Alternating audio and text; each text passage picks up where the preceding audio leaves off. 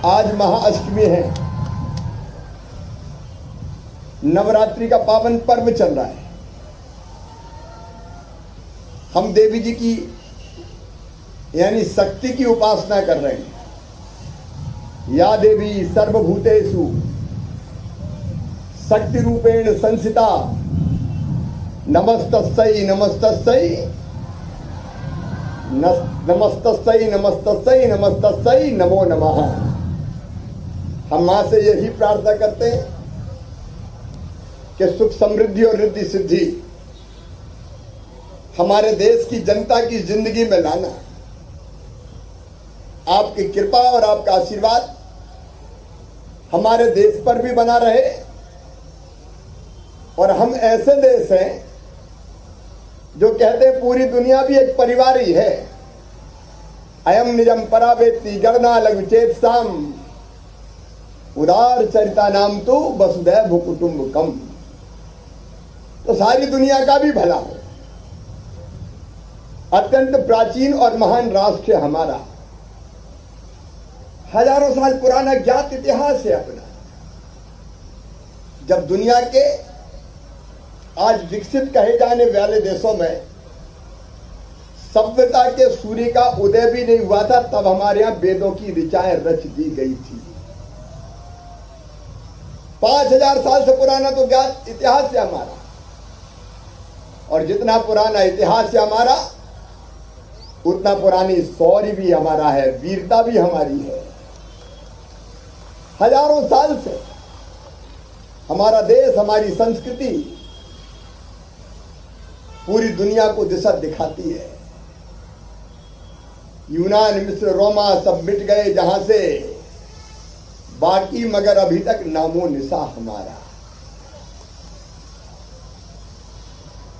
और उसका कारण है भारत की संस्कृति, भारत के विचार, भारत के जीवन मूल्य, भारत की परंपराएं केवल हमारे देश के लिए नहीं है, दुनिया के लिए। लेकिन आज मैं गर्व के साथ कहता हूं, विचार, जीवन मूल्य सब भी होने के बाद अगर हम शक्तिहीन हो तो दुनिया हमारी बात नहीं सुनती। आज मुझे कहते हुए गर्व है कि भारत की सेना दुनिया की सबसे शक्तिशाली और सक्षम सेनाओं में से है, जो सीना तान के खड़ी है देश की सीमाओं पर। मेरे प्रिय बेटा बेटियों, हम यहां इसलिए सुरक्षित हैं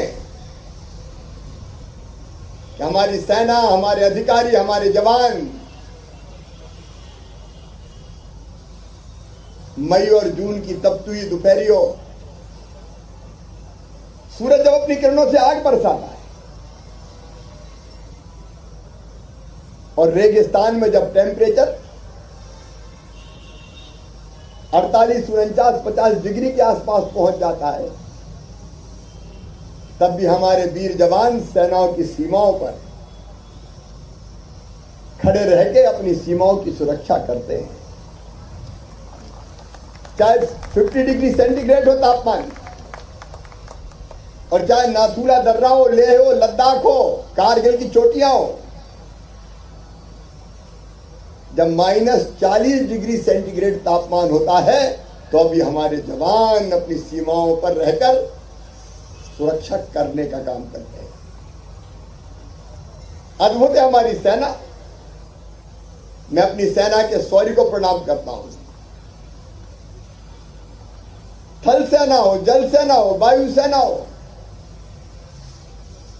उनके शौर्य को प्रणाम, उनके साहस को प्रणाम, उनकी सूरवीरता को प्रणाम, उनके समर्पण को प्रणाम। हर चुनौती का जवाब देने में सक्षम आज हमारी सेना। और हम कहते भी हैं, धर्म की जय हो, अधर्म का नाश हो। हमारी सेना धर्म की जय के लिए काम करती है। प्राणियों में सद्भावना हो, विश्व का कल्याण हो, भी हम कहते हैं कि दुनिया के कल्याण के काम में भी हम लगते हैं। और जो हमारे प्रधानमंत्री जी भी कहते हैं, श्रीमान नरेंद्र मोदी जी, हम अपनी तरफ से किसी को छेड़ेंगे नहीं, लेकिन किसी ने अगर हमें छेड़ा तो उसे हम छोड़ेंगे नहीं। और इसलिए चाहे 65 हो चाहे 71 हो, पाकिस्तान ने जुर्रत की तो उनको सबक सिखाया, तो हमारी सेना ने सिखाया। कारगिल वार हो, हजारों फीट ऊंची चोटियों पर चढ़कर दुश्मन का सर्वनाश किया, और अगर उन्होंने हमारे देश की धरती पर अपने नापाक कदम रखने की जुर्रत की, तो ये हमारी वीर जवान है, हमारी सेना है कि सर्जिकल स्ट्राइक भी हुआ और एयर स्ट्राइक हुआ, घुस घुस के हमने मारा, हमारे वीर जवानों ने मारा। और चीन ने भी अगर जुर्रत की, चीन के सैनिकों ने अपने सीमाओं में घुसने की, तो उनकी गर्दन तोड़ के भी वापस चीन की सेनाओं में फेंक के अपनी सेना ने दुनिया को दिखा दिया कि भारत किसी से कम नहीं है। और मैं एक बात बताना चाहता हूं, हम तो चैन से बैठे रहते हैं, होली मनाओ, दिवाली मनाओ, दुर्गा उत्सव मनाओ, रामनवमी मनाओ, दशहरा मनाओ, परिवार के साथ रहो, लेकिन ये वो है जो कई महीनों तक अपने परिवार से दूर रह के मां भारती की सेवा में लगे रहते हैं। और कई बार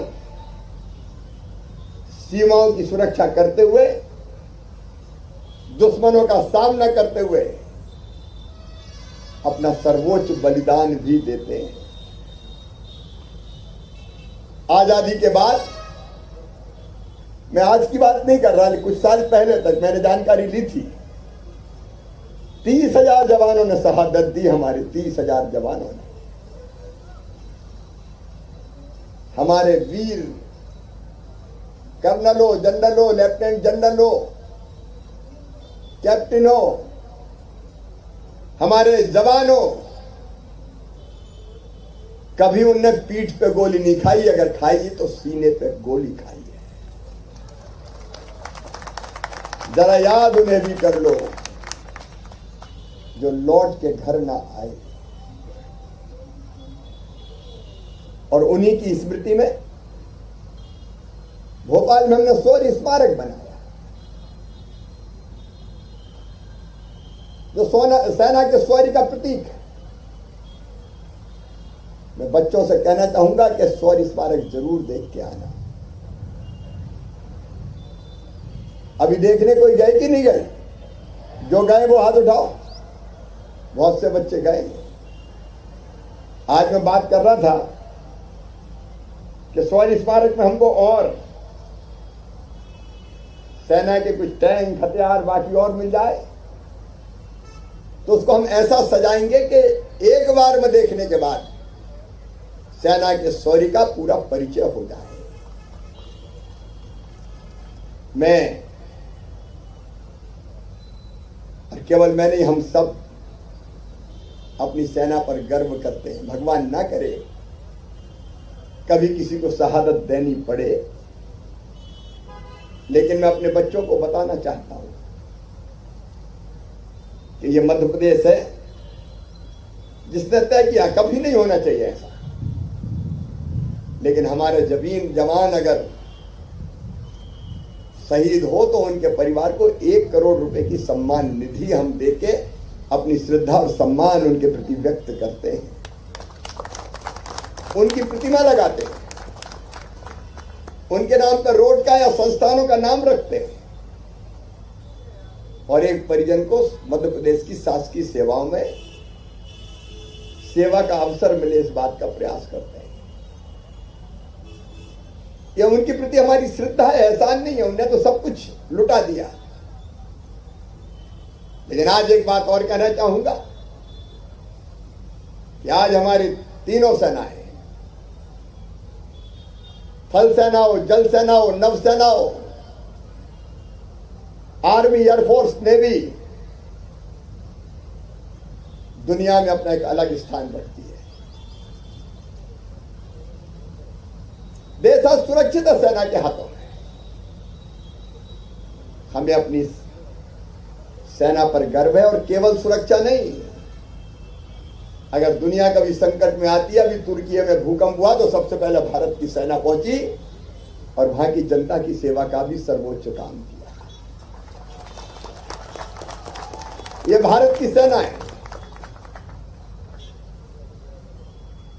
और एक बात और खुशी की, अभी तक सारे हथियार, इक्विपमेंट्स हमारे दुनिया से हम इंपोर्ट करते थे, लेकिन प्रधानमंत्री नरेंद्र मोदी जी के नेतृत्व में अब हथियारों के मामले में भी हम आत्मनिर्भर होते जा रहे हैं, स्वदेशी अस्त्र शस्त्र बन रहे हैं। कहीं से मंगाने की जरूरत नहीं है, हम बनाएंगे। और हमारी सेना पूरी तरह से सुसज्जित है। एक बार मैं फिर अपनी सेना को प्रणाम करता हूं, सेना के अधिकारियों को प्रणाम करता हूं, उन पर हमें गर्व है। और इस बात के लिए धन्यवाद देता हूं कि उन्होंने अपनी कॉन्फ्रेंस के लिए भोपाल को चुना। तो भोपाल में स्वागत है। आज से ही कार्यक्रम प्रारंभ हो गया है। आज शाम को शायद तीनों चीफ हमारे आ जाएंगे, और कल रक्षा मंत्री जी भी आने वाले हैं फिर, और 1 तारीख को प्रधानमंत्री जी भी आने वाले हैं। तो एक बार दोनों हाथ ऊपर उठा के ताली बजा के अपनी सेना को सम्मान दो सर। अभिनंदन हमारी सेना का, वंदन हमारी सेना का, स्वागत हमारी सेना का।